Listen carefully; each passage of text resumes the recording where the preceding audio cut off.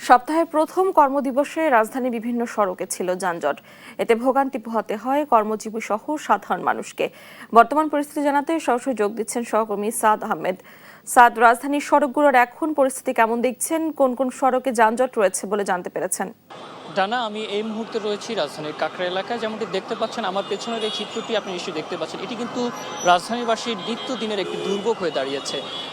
আমি যদি আপনাকে একটু তথ্য দিতে চাই, রাজধানী ঢাকার যে গড় যানবাহনের গতি ঘন্টায় কিন্তু 4.5 থেকে 5 কিলোমিটারে নেমে এসেছে, এবং যেটি কিন্তু প্রায় হাঁটার গতির সমান। এবং 2007 সালেও কিন্তু এটি ছিল ঘন্টায় 21 কিলোমিটার। এবং এই যানজটের মাত্রা কিন্তু দিন দিন কিন্তু বেড়েই চলেছে, এবং যা কিন্তু ভোগান্তি প্রতিদিনই কিন্তু আমরা দেখতে পাচ্ছি। নগরবাসী যারা যাদের কর্মক্ষেত্রে বের হন, বা যারা অফিসে বের হন, বা যারা শিক্ষার্থী রয়েছে, তাদেরকেও কিন্তু এই ভোগান্তি পোহাতে হয় প্রতিনিয়ত, এবং এটি কিন্তু নিত্যদিনের ঘটনা হয়ে দাঁড়িয়েছে। এবং আপনাকে যদি আরও একটু তথ্য দিতে চাই, বাংলাদেশ প্রকৌশল বিশ্ববিদ্যালয় বুয়েটের অ্যাক্সিডেন্ট রিসার্চ ইনস্টিটিউটের তথ্য মতে বাংলাদেশে বছরে প্রায় 100 থেকে 140 কোটি কর্মঘণ্টা কিন্তু নষ্ট হয় এই জ্যামের কারণে, এবং যার প্রায় আর্থিক ক্ষতি 40,000 থেকে 50,000 কোটি টাকা। এবং প্রতিদিনই আমরা দেখি যে এই রাজধানীতে ঘন্টার পর ঘন্টা মানুষকে অপেক্ষা করতে হয় এবং ভোগান্তি পোহাতে হয়। আপনাকে যদি এর অন্যতম কারণগুলো একটু বলি, সেটি হলো পর্যাপ্ত বাস স্টপেজ না থাকা বা লেনের অভাব,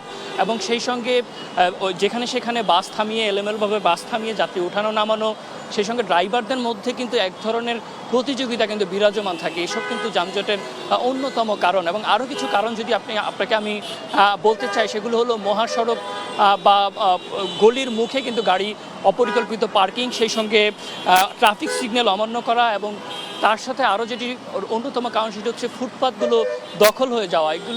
এগুলো কিন্তু যানজটের অন্যতম কিছু কারণ। এবং আরও কিছু কারণ যদি আমি আপনাকে বলতে চাই, সেটি হচ্ছে বিভিন্ন পয়েন্টে কিন্তু এখন উন্নয়নমূলক কাজ চলমান রয়েছে, অর্থাৎ ফ্লাইওভার, এলিভেটেড এক্সপ্রেস সহ নানা উন্নয়নমূলক কাজ চলমান থাকায় কিন্তু এই যানজট কিন্তু আরও বেড়েই চলেছে। এবং সেই সাথে যারা সেবা সংস্থা রয়েছে, অর্থাৎ ওয়াসা, সেই সঙ্গে অন্যান্য যারা সেবা সংস্থা রয়েছে, তাদের সমন্বয়হীন যে কাজগুলো, অর্থাৎ তারা ইউটিলিটি খোঁড়াখুড়ি থেকে শুরু করে আমরা দেখি যে যেখানে সেখানে রাস্তা খোঁড়াখুড়ি হচ্ছে, এবং তাদের মধ্যে এক ধরনের যেই সমন্বয়হীনতার অভাব, সে কারণেই কিন্তু আমরা দেখি যে যানজট কিন্তু বেড়েই চলেছে। এবং সেই সাথে ট্রাফিক ব্যবস্থার পুরোপুরি অটোমেশন পদ্ধতিতে না হওয়ার কারণে কিন্তু এই যানজট বেড়েই চলেছে। তবে বর্তমান বিএনপি সরকার কিন্তু সেই চেষ্টাটি করছে। আমরা দেখছি যে তারা কিন্তু ইতিমধ্যেই সড়কের বিভিন্ন পয়েন্টে এআই ক্যামেরা বসিয়েছে, এবং তার কারণে কিছুটা শৃঙ্খলা কিন্তু সড়কে ফিরতে শুরু করেছে। এবং সেই সঙ্গে নতুন করে আমরা দেখেছি ডিএমপির উদ্যোগে ড্রোন সার্ভিলেন্স ব্যবস্থা কিন্তু চালু করা হচ্ছে, এবং তারা যেটি বলছে এর মাধ্যমে নজরদারি, সেই সঙ্গে তথ্য আদান প্রদান সহ নানা কাজে কিন্তু এই ড্রোন সার্ভিলেন্স ব্যবহার হবে, এবং তাতে কিন্তু যানজট কমে আসবে, এমনটাই কিন্তু তারা আশা করছেন। তো এই ছিল রাজধানীর কাকরাইল থেকে আমার কাছে যানজট পরিস্থিতির সবশেষ অবস্থা।